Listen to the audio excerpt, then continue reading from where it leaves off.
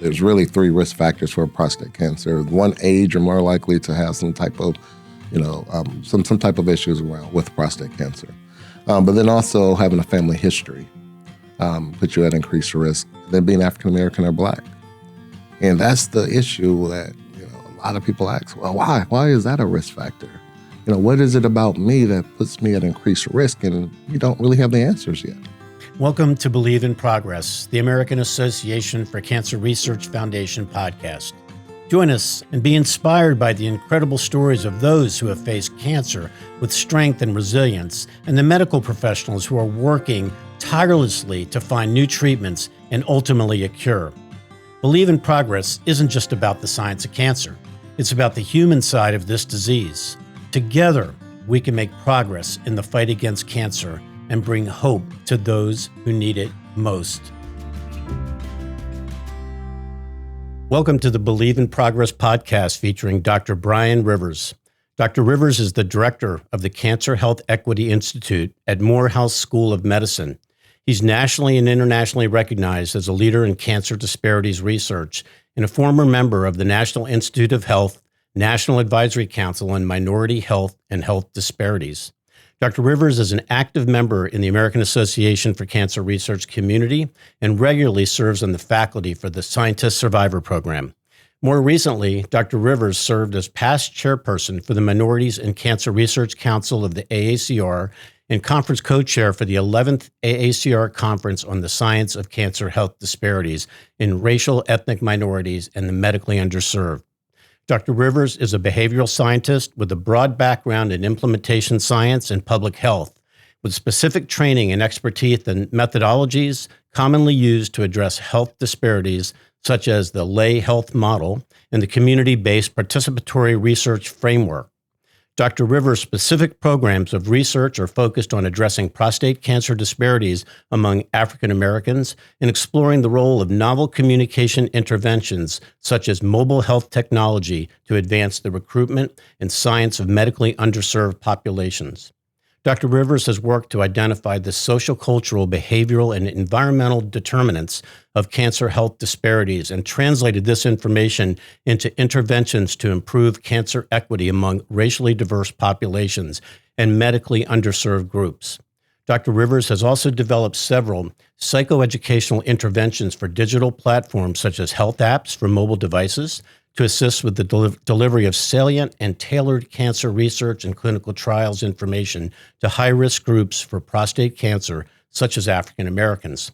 Dr. Rivers is a multiple principal investigator of the NIH National Cancer Institute-funded PACHE U54 Cancer Research Partnership between MSM Tuskegee University and the University of Alabama Birmingham O'Neill Comprehensive Cancer Center.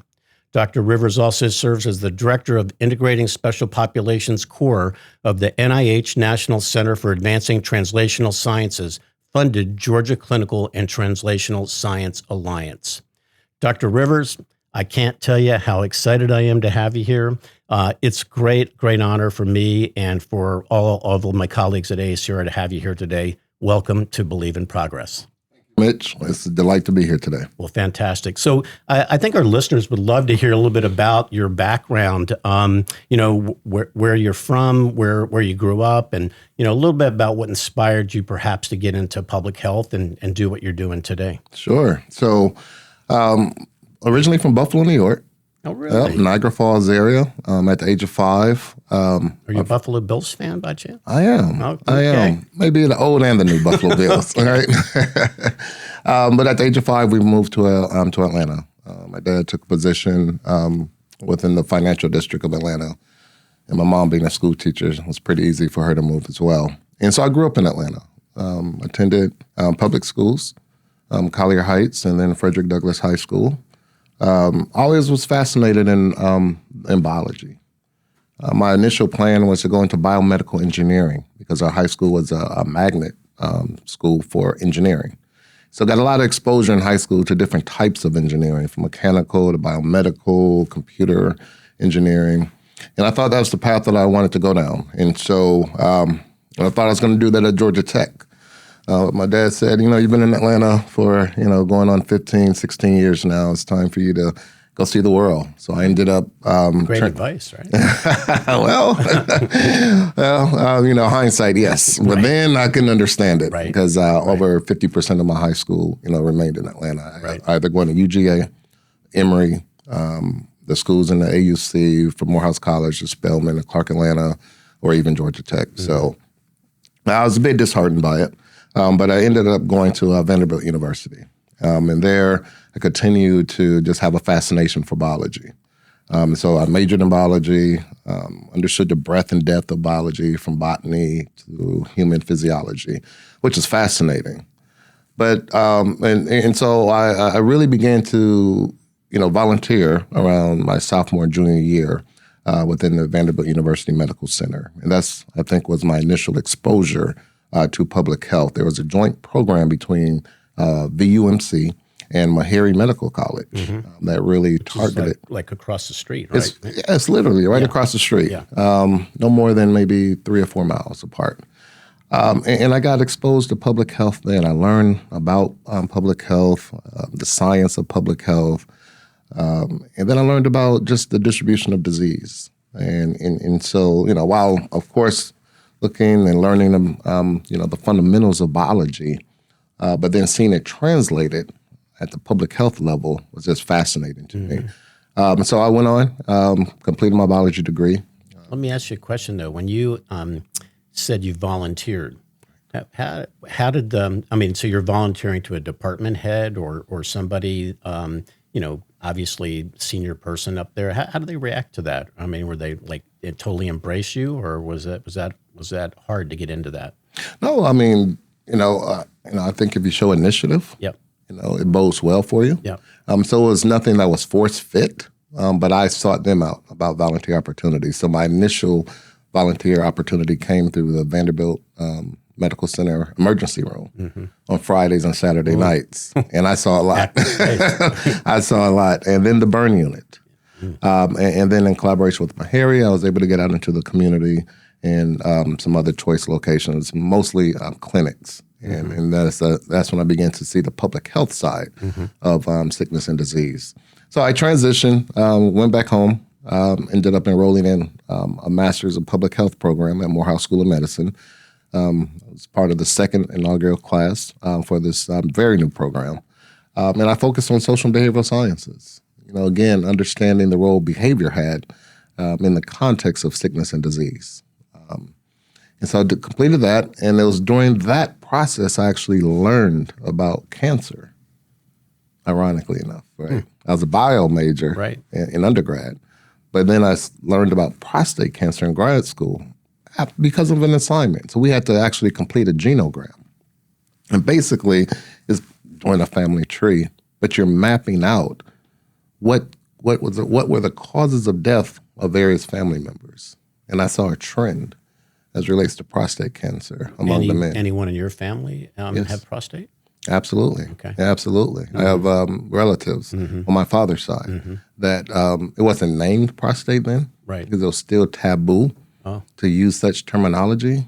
So, this person perhaps died from a stomach issue or a bladder issue. Tell me why taboo. Why was Well, I mean, and we still deal with it today. I think it's a lack of understanding of the etiology of cancer. What causes cancer? I mean, I get calls all the time like, what caused this? Did I do something? And how can I prevent it how can my other family members prevent it? Because I understand there's a family history component to it. And so I think it's a lack of understanding, a lack of awareness. These are not conversations that typically happen in most families. You're discussing sickness and disease, what your grandmother perhaps may have died from, or what your aunt or uncle may have died from. So this assignment forced me to take a closer look within the family, and I saw this trend, and I began to look into this disease, prostate cancer, and learned that there's so many unanswered scientific questions that then impacts how care is delivered for individuals that have been diagnosed with prostate cancer. So I ended up doing my master thesis on prostate cancer screening. How can we increase awareness? How can we change behavior around screening, around engaging with your provider, ensuring that your prostate is well? Many barriers were uncovered through that exercise. And so I went on, enrolled in a doctorate program at UAB, School of Public Health, Birmingham, Alabama, in the Department of Health Behavior. So I continued my search. It became very personal because of these unanswered questions. And so I ended up doing my dissertation, again, on prostate cancer screening, but looking beyond the individual, but looking at environmental cues. Are they serving as facilitators or barriers? Do individuals have access to screening? If not, what interventions can we implement to help them along that journey, just to ensure, that the prostate health as well. And I ended up getting recruited out early of my PhD program, went to Texas with a mentor, Dr. Lee Green. He was at UAB at the time. He transitioned to Texas Austin? Texas A&M. Texas A&M. Texas A&M University, right? And so they were wanting to build out a disparity center. And so I joined them, and we received some funding through NIH to do that. And then along the way, still furthering my education. So I ended up doing a postdoctoral fellowship there in Texas. Had some other signature NIH-funded programs, cancer culture and literacy. I was also part of the Emerging Leaders in Public Health, funded by Kellogg's. That was administrated through UNC Chapel Hill School of Public Health and their business school. While in Texas, continued to work on cancer disparities. And then a couple of years later, into my tenure in Texas, was recruited to Moffitt Cancer Center and joined the faculty in the Department of Health Outcomes and Behavior. At the time, it was led by Dr. Paul Jacobson, and the division was led by Dr. Tom Sellers. Oh, yeah. Yeah. And, of course, my mentor was there as well, Dr. Lee Green. He transitioned as well from Texas. And then Bill Dalton was the CEO. Yes. And so, Great center. Great place. Center. It was a great place. Really learned a lot.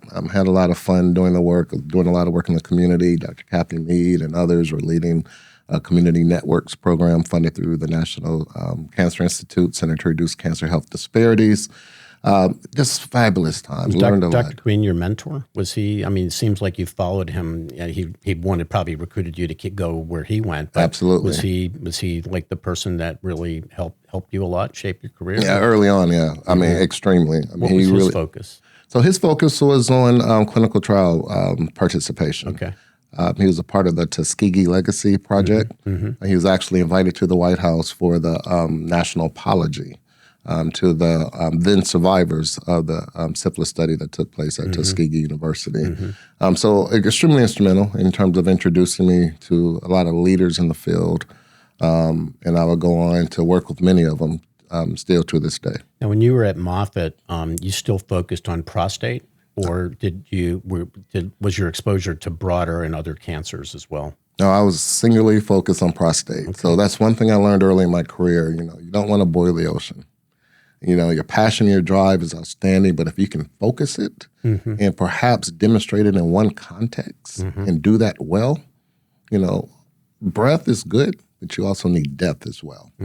And so I was singularly focused on prostate, but different dimensions of prostate. So I worked with investigators that were running clinical trials in prostate cancer.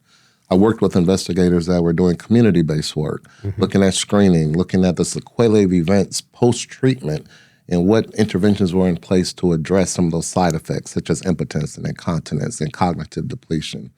I worked with investigators that were still studying prostate at the bench, looking for new biomarkers in terms of diagnostic and prognostic indicators, because that's still the issue with prostate cancer. It's the heterogeneity of that disease. If I have an abnormal screening today, they will not be able to really pinpoint what type of prostate cancer I have. Would this be an aggressive type of prostate cancer that I could potentially die from even today? Even today. That's scary. Is this a lethal cancer, or is this a cancer that I will more likely die with as opposed to from? And so, we have some outstanding scientists across the world that are really, trying to remedy this issue. Can you talk a little bit about prostate cancer in African-American men? And I believe there's a higher incidence in African-American men, and what you're finding out about that, and perhaps what can we do about it? Right. And so, and I think this is one of the confounding factors related to prostate cancer. I'm understanding the disparity. Now, prostate cancer impacts all men. there's really 3 risk factors for prostate cancer. One, age, you're more likely to have some type of, some type of issues around with prostate cancer. But then also having a family history puts you at increased risk. Then being African American or Black, and that's the issue that a lot of people ask. Well, why? Why is that a risk factor? What is it about me that puts me at increased risk? And you don't really have the answers yet. So right now, the best we can do is put forth behavior modifications or behavior interventions that focus on early detection, that focuses on education, understanding your family history, understanding your risk, and then what are necessary courses of action that you could take as a result. These are some of the things that we're working on while clinical trials are ongoing, while the bench, science at the bench is still going on, while we're studying this disease post-treatment, looking at prostate tumors. Is that a challenge now, the educational side of it, the behavioral modifications, trying to get men in for screening? We're all tend to be macho here and there, but I know we make a valiant effort here at ACR to really educate and get people to be mindful about that. But tell me about what your thoughts and experiences are with that. So, I've been doing this for, close to 20 years. And a lot of the men that we engage, they're responsive. Once you increase their awareness and show them their risk, African-American men are more likely to be diagnosed with prostate cancer in comparison to men of other racial and ethnic groups. The cancer-related mortality from prostate cancer is 2-fold for Black men. And we don't know why? And we don't know why yet. Could it be biological? Could it be a unique interplay with one's environment? Could it be genetic? Well, those are all questions that are still being interrogated at the bench, but then also at the bedside, but then also at the community level as well. So a lot of population studies are looking for, trends as relates to prostate cancer. The community level is key, isn't it? Getting key. Into the community and maybe even churches and synagogues and places like that, Absolutely. Places of worship where, you can get that educational message. Do you see that being a good strategy? Oh, excellent. Those are excellent strategies. Those are key intervention points, as we call them, whether it's the barbershop, whether it's in churches or synagogues or other faith-based organizations, whether it's at the Rotary Club or the VFW. These are all great contexts because they all have a culture with them. And that culture is one of trust, one of brotherhood, one of familiarity.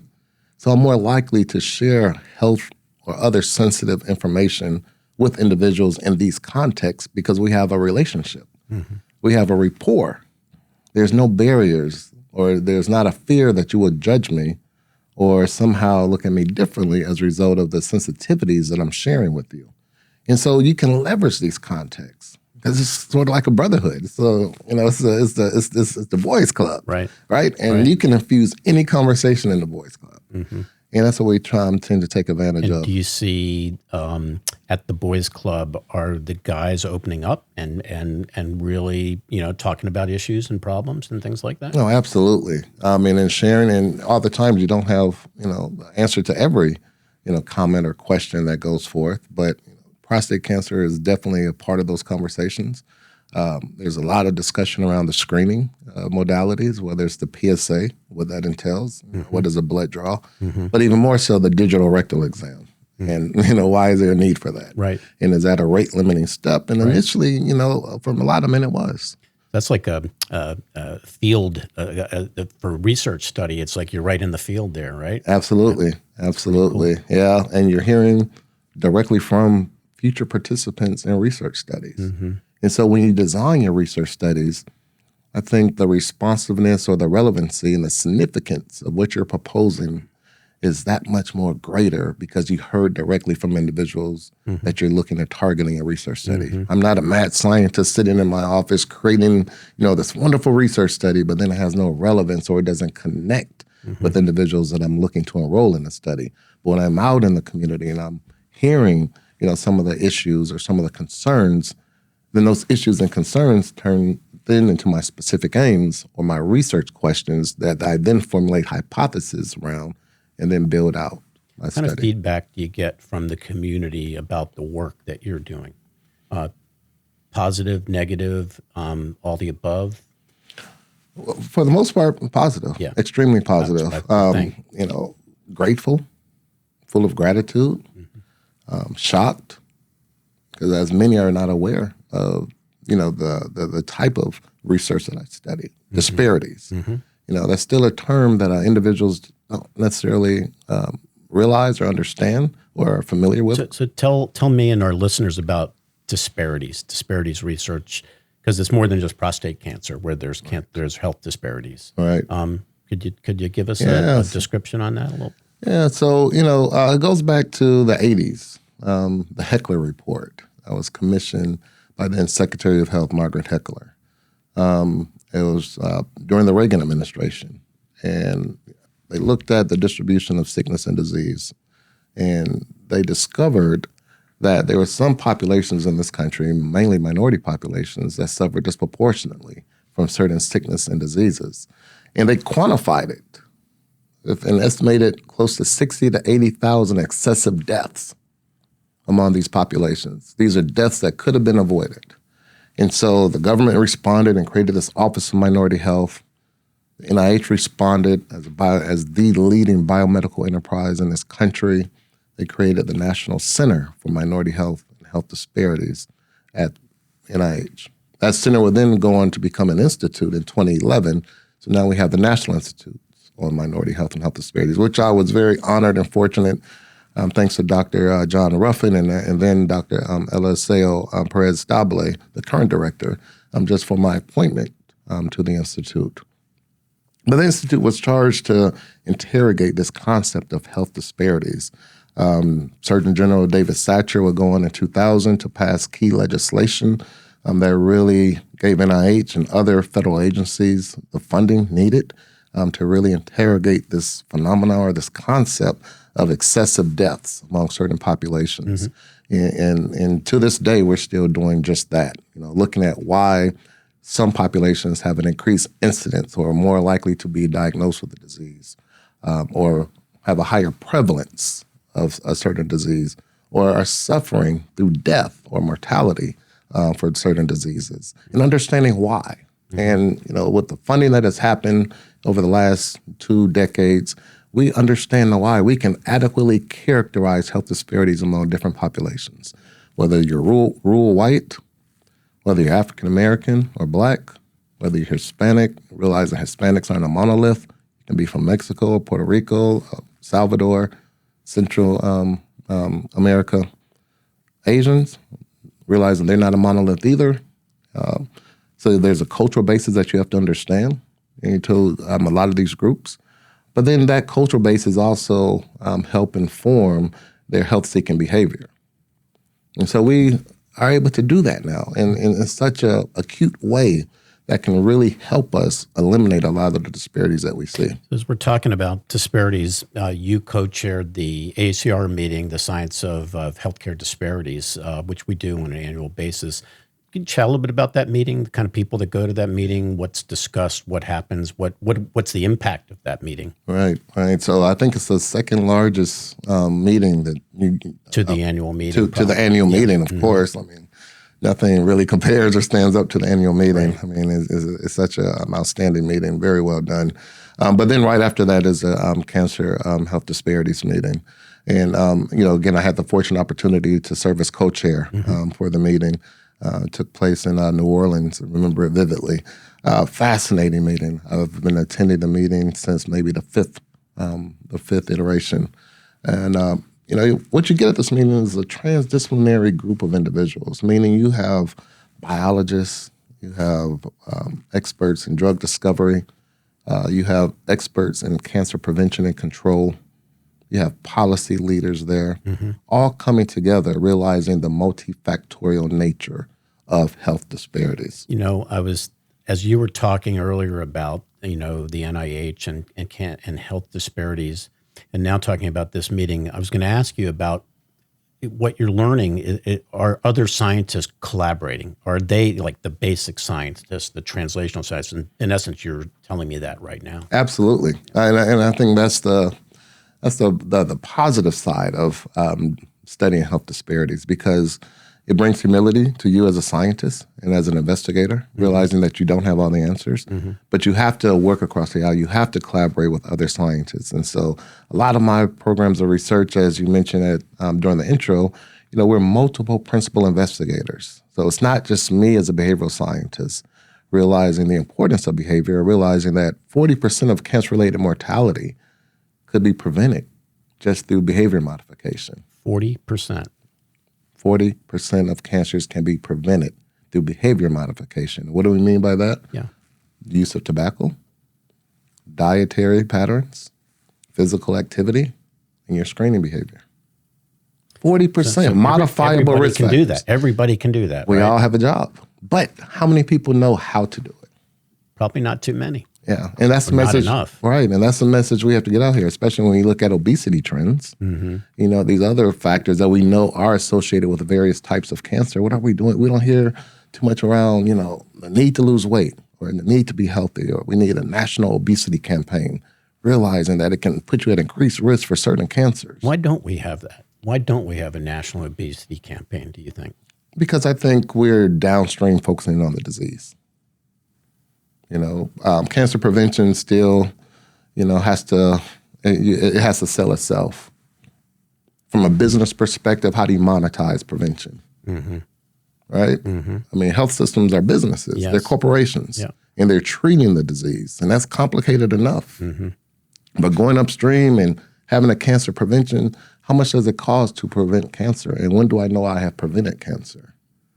It's much cleaner when you have a diagnosis of cancer and you can, through surgery, radiation, or chemotherapy, or even experimental clinical trial, you can get rid of that cancer. But in terms of prevention, we're still making a case. Interesting. Let's switch gears for a second and tell me how you first got exposed to the AACR, the American Association for Cancer Research. Wow. Okay. So I was initially exposed through joining the faculty of the Science to Survivor program. Okay. Yep. Right. And so it's an outstanding program that you guys have mentioned. The SSP. Yeah. Right. It's an outstanding program. Great program. I think Karen was part of it at the time. But now it's grown to, such heights. And I think it's administrated in part out of Florida. Out of Washington, D.C. Great team of individuals out there. But it really, as a scientist, it helps me connect with the reality. I look at a lot of numbers. I look at a lot of data. But when you see these individuals who have survived cancer, who are thriving, who have taken it upon themselves to become patient advocates for others, who have been through the journey, notice some gaps, notice some opportunities to do things a little bit differently, how one is educated or how one views research.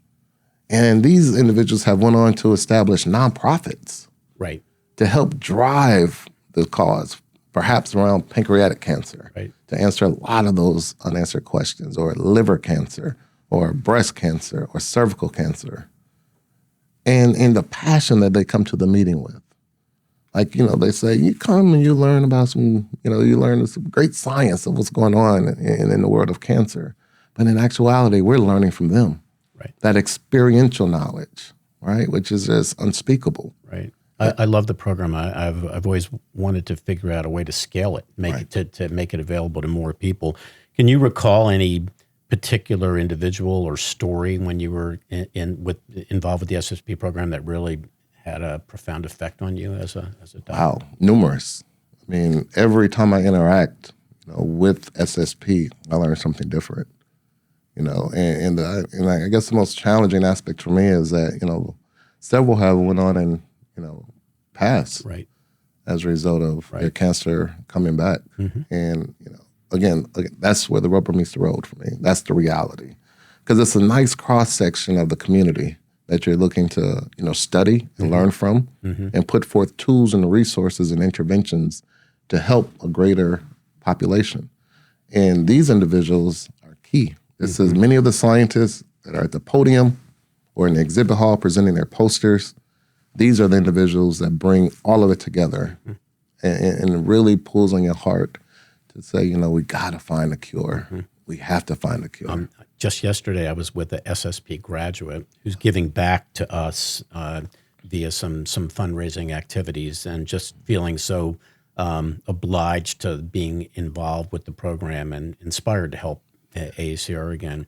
With AACR, then you really got involved, and brings your true volunteer spirit back from when you were volunteering in school, and you chair committees and involved. You go to the annual meeting. So what does AACR mean to you? Hope. Love possibility. It. What we can all do collectively to make a difference for all. It's not raising a tide for one and suppressing another. It's raising a tide for the world.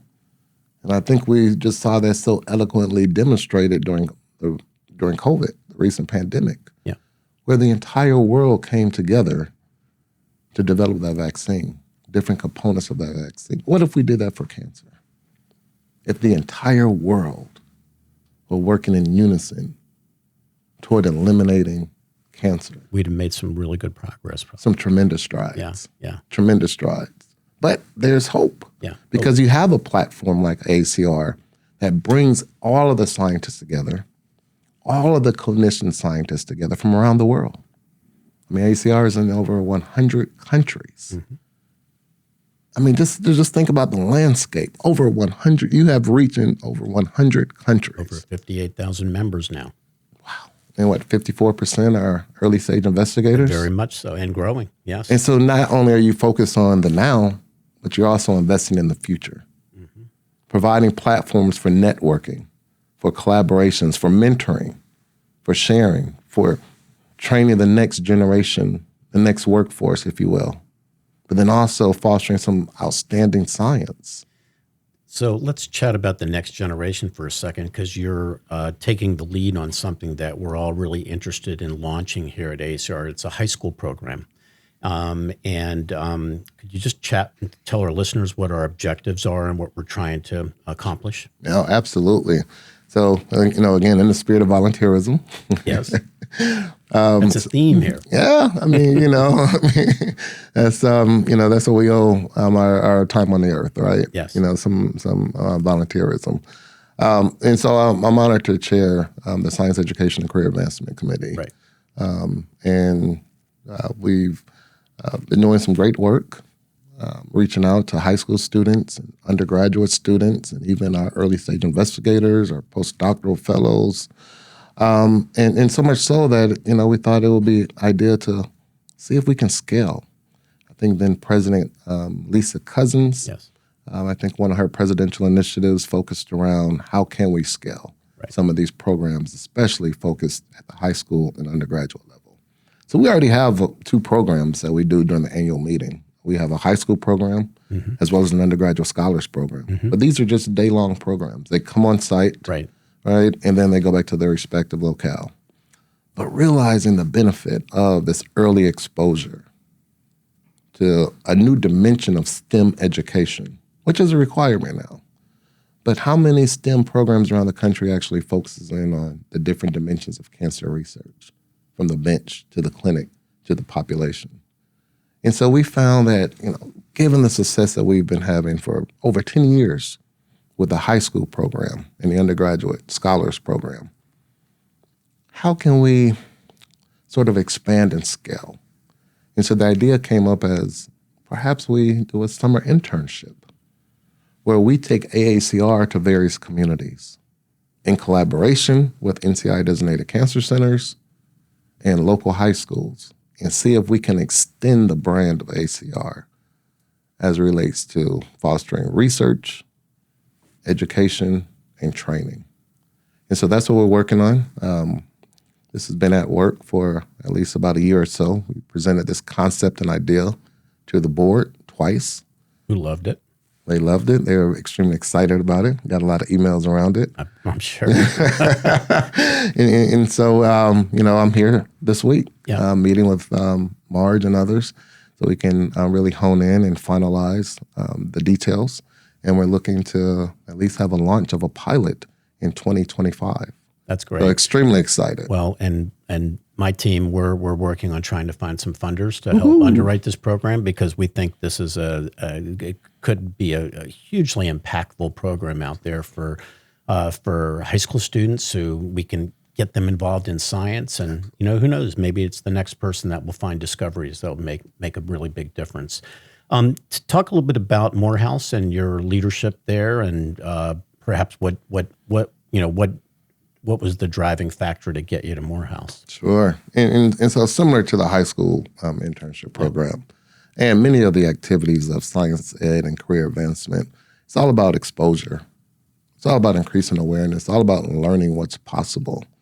And the earlier the exposure, the better the opportunity you have for individuals to be able to, put some concrete steps in place. High school is a perfect opportunity for that. Undergrads, you pretty much decided on your major, and maybe the prerequisites to go to this grad school versus that grad school may be a bit challenging, but at the high school level, you're able to cultivate your pathway toward these different careers that you didn't even know existed. Right? I didn't know I could do proteomics or drug discovery or just what the education entailed for that. And so that's what got me to Morehouse School of Medicine.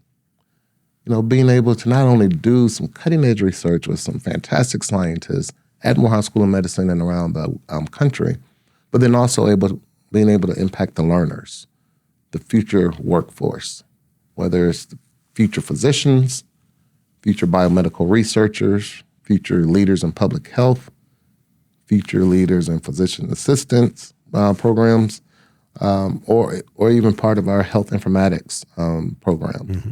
Just being able to impact their learning schedule to a degree that, hopefully they walk away with some new ideas or some new thoughts around, their career pathway.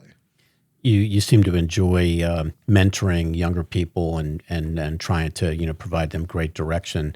Is that something that gives you great satisfaction? It does, and it also keeps me in touch with the trends. Right. Realizing that things are dynamic, nothing is stagnant. We didn't have AI and machine learning when I was being trained.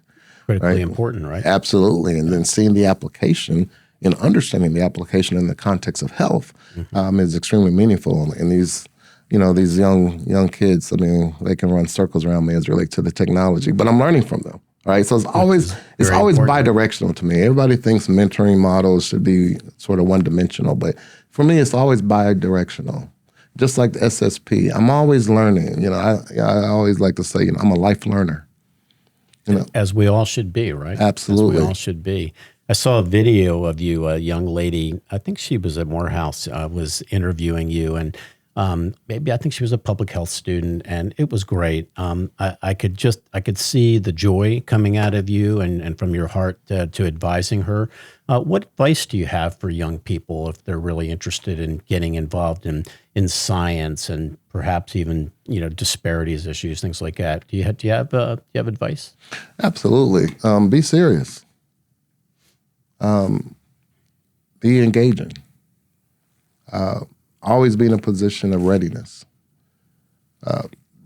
Oftentimes in the field, these individuals are extremely busy, and their most precious commodity is their time. And so when you engage an individual to be your mentor or to be a sponsor for you, you should have a certain level of readiness. Do your homework. Understand who this person is, or why do you want to enter into this mentoring relationship? What do you expect to get out of this mentoring relationship? More so, how can this person help you or benefit you?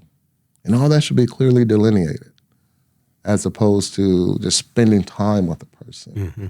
And so I strongly encourage a lot of my students, although I don't teach, but I do mentor a lot through our summer programs, that you should have a certain level of readiness and seriousness about what you want to do, how do you want to do it, and how you think this person can help get you there. Great advice. We met a number of years ago in Atlanta when we had our annual meeting in Atlanta, and I had the great pleasure, you and I, we did a radio interview together, and that was kind of like my first real opportunity to spend some time with you. And I can't tell you how fortunate we are at ACR to have you as a very active member, leader, friend. You're a bright light, and we're so proud of you and so happy that you provide this great, just a great motivation. And the word hope keeps coming back to me, and I think that really is a wonderful message from you, Brian. And I just can't thank you enough for giving us a few minutes of your time today. You are, again, you're a terrific leader and a great friend, and just can't thank you enough. Well, thank you, Mitch, just for the opportunity to utilize this platform just to share with your constituency. You go back to that our time in Atlanta. Yes. That's when I found out that Mitch was a rock star. Every media venue we went in, they knew Mitch. Whether it was V103, a local radio station that we all love and respect. Me turn red, young man. Whether it was CNN, we learned that Mitch is a rock star in the field. So Mitch, right back at you. You're an a honor. Rock star, buddy. It's an honor. It's a privilege. Anytime we can sit down and chat. Every time I see you, you always greet me with a wonderful smile. Just love the work that you're doing. Best wishes on everything going forward. And anytime I can do anything, I'm just a phone call away. That's fantastic. Well, thank you, sir, for being such a great star and making a great impact in our world. Really appreciate it. Thanks for your time today. All right. Thank you, Thanks, Mitch. Brian. Have a good one. As we conclude today's enlightening episode of the Believe in Progress podcast, I want to express my heartfelt appreciation to Dr. Brian Rivers for joining us and sharing his invaluable insights into the realm of cancer, health equity, and disparities research. Dr. Rivers' dedication to advancing our understanding and addressing the critical issues surrounding cancer disparities is truly inspiring, reminding us of the importance of inclusive research and equitable healthcare practices. To our esteemed listeners, thank you for tuning in and being part of this important conversation. Your engagement and support are pivotal as we continue to explore and highlight the groundbreaking work being done in the fight against cancer. We hope today's episode has not only informed you, but also inspired you to contribute to the cause in your own unique way. For those interested in learning more about Dr. Rivers' work or how you can get involved in supporting cancer health equity, please refer to the show notes for additional resources and information. Let's keep the momentum going by sharing this episode, engaging in discussions, and advocating for progress in cancer research and patient care. Together, we can make a significant impact in the lives of those affected by cancer. Join us again on the Believe in Progress podcast, where we'll continue to share the stories of hope, innovation, and progress within the cancer community. Until then, keep believing in the power of progress, and thank you for your continued support. Once again, thank you to our listeners, supporters, and donors. Remember, your support drives the progress against cancer. Please consider subscribing to our podcast, sharing this episode with a friend or many friends, and heading over to our website, aacr.org, to consider making a donation.